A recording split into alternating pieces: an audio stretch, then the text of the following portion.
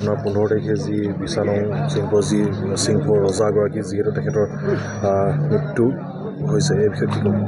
চাওক ৰজা বিছানং তেখেতে কেৱল মাত্ৰ চিংফৌ জাতিৰ ৰজাই নহয়, এই অঞ্চলটো ধৰি থ'বৰ কাৰণে তেখেতে এক গুৰুত্বপূৰ্ণ ভূমিকাবোৰ পালন কৰি আহিছিলে।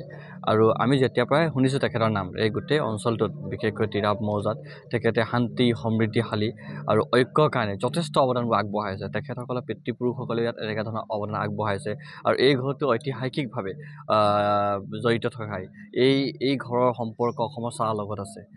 এই ঘৰৰ সম্পৰ্কবোৰ ইয়াৰ মাটিৰ লগত আছে।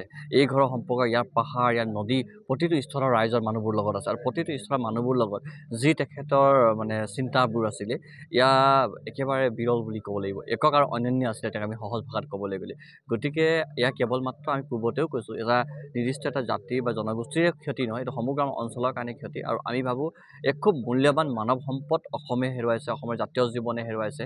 আৰু অনাগত দিনত তেখেতৰ যি চিন্তা চৰ্চাবোৰ আছিলে, তেখেতৰ যি ভাৱধাৰাবোৰ আছিলে, তাক আমি সকলোৱে কেৱল মাত্ৰ চিংফৌ জনগোষ্ঠীয়ে ইয়াত প্ৰতিটো জাতি জনগোষ্ঠী বা বিশেষকৈ অসমীয়া মানুহবোৰে স্বাভিমানী অসমীয়া মানুহবোৰ তেখেতক ধৰি মেলি আমি নতুন প্ৰজন্মবোৰৰ বুকুৰ মাজত কেনেকৈ প্ৰতিষ্ঠা কৰিব পাৰিম, তাৰ কাৰণে গভীৰ চিন্তা চৰ্চা কৰা এই সকলো দায়িত্ব এক সাংগঠনিক কৃষক মুক্তি বা তাংচী ছাত্ৰ সন্থা বা আশা বুলি প্ৰত্যেকটো স্তৰৰ মানুহৰে দায়িত্ব যে তেখেতৰ যি চিন্তাবোৰক আমি বাস্তৱ ৰূপ দিব আমি কি কৰিম।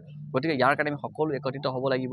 আৰু আমি শেহতীয়াকৈ গম পাইছোঁ ৰাজ্যিক মৰ্যাদা তেখেতক দিয়া হৈছে বুলি। গতিকে যোৱাকালি আমিও ছাত্ৰ মুক্তিৰ ফালৰ পৰা আমি অনুৰোধ জনাইছিলোঁ, আমি সামাজিক মাধ্যম যদি, গতিকে আমি খুব শান্তি লাভ কৰিছোঁ আৰু আমি অসম চৰকাৰলৈ এই ক্ষেত্ৰত ধন্যবাদ দিছোঁ। আৰু অনাগত দিনত এই যি ৰজা বংশধৰ তেখেতসকলক ইয়াত এটা মিউজিয়াম যাতে তেওঁলোকে প্ৰতিষ্ঠা কৰি দিয়ে, যাতে আমাৰ চিংফৌ জাতিৰ গোটেই তেখেতে ধৰি থৈছে বছৰ ধৰি হাজাৰ বছৰ ইয়াত ইতিহাসবোৰ ইয়াত আছে, ইয়াক কেনেকৈ সংৰক্ষণ কৰিব পাৰে তাৰ কাৰণে যাতে অসম চৰকাৰে বিশেষভাৱে গুৰুত্বপূৰ্ণ এক পদক্ষেপ ল'ব বুলি আমি খুব আশা প্ৰকাশ কৰিছোঁ। আৰু অনাগত দিনত এগৰাকী সচেতন যুৱক হিচাপে, এগৰাকী সচেতন সাংগঠনিক মানুহ হিচাপে বা এই অঞ্চলৰ এগৰাকী ক্ষুদ্ৰ এটা মানুহ হিচাপে আমাৰ যি কৰণীয়বোৰ আছে, আমি অলপ তিল মানুহ পিছ নোহোৱাকৈ আমি প্ৰতিটো ক্ষেত্ৰত আমি আগুৱাই যাম। আৰু এইগৰাকী ৰজাক আমি কেনেকৈ প্ৰিজাৰ্ভ কৰিব পাৰিম, কেনেকৈ তেখেতক ইতিহাসবোৰ ধৰি থ'ব পাৰিম, তাৰ কাৰণে সৰ্বোচ্চ চেষ্টা আৰু প্ৰচেষ্টা কৰা হ'ব।